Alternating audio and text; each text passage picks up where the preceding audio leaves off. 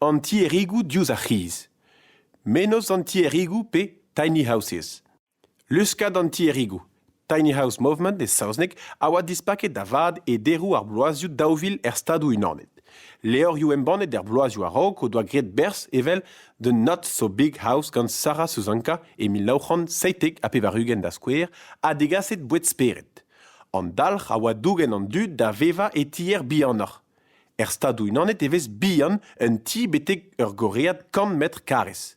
Ma de gouzout e oa ti keita d'ur familh stad unanat kan pem a treugen metrat kares e 1903 a treugen a 1906 a daougen metrat kares e daouvil trizek.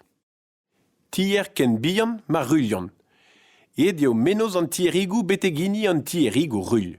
Jay Schaffer a kamalad e dehan o doa brudet tierigu kwat rod ou deho da vehas tlejet. An emregerechou sevel tierigu kenta a zo bet savet d'ar marese. E kalon a luskat ze e war jonj chom e bernia re a vadou, a rubi a sautra an nebet ar gwella an dachen an neza. E jin a tier ar bouellus e kaver plas a nerz a ozet gant an vezioù ekologel deho ur c'houst dereat. En em ledet a chiz hag an implij. Da heul freuz bank daouvil leiz e oa bet paket lanz gant an tierigu stadou unanet.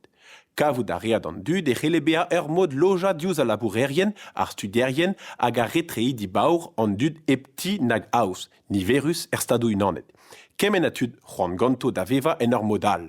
Koulskoude, kalz a dierigo rul a zo bet prenet evel eil tier pe evit feurmi an eho da vakanserien. Tierigo rul e breiziye.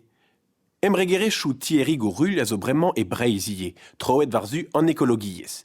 Tirodou hag atelier bois d'ici e pen ar bet, kaut hag atelier débranché en Nil a Gwilen, baluchon el liger adlantel. Kaoz o bet nevezo eus ti village e sant-brieg da skouer. Un dorn a tierigo rul a zo bet staliet en un dachen e ker a feurmet de vezont da studierien, ken veva en un doare poellek evel en ur geriadennik eo ar menos.